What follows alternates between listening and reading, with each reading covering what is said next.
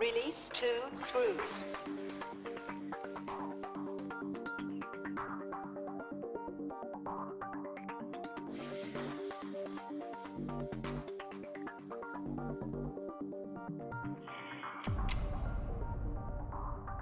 Next step.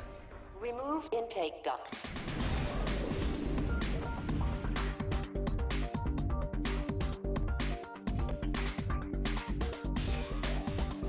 Next step. Unclip line.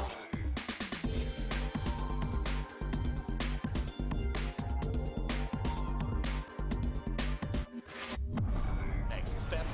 Release screw. Info tool.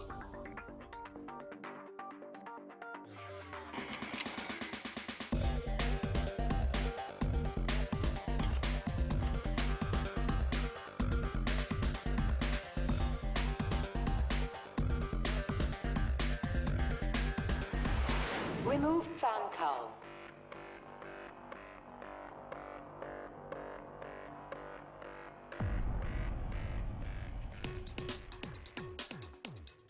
Install fan cowl and snap in.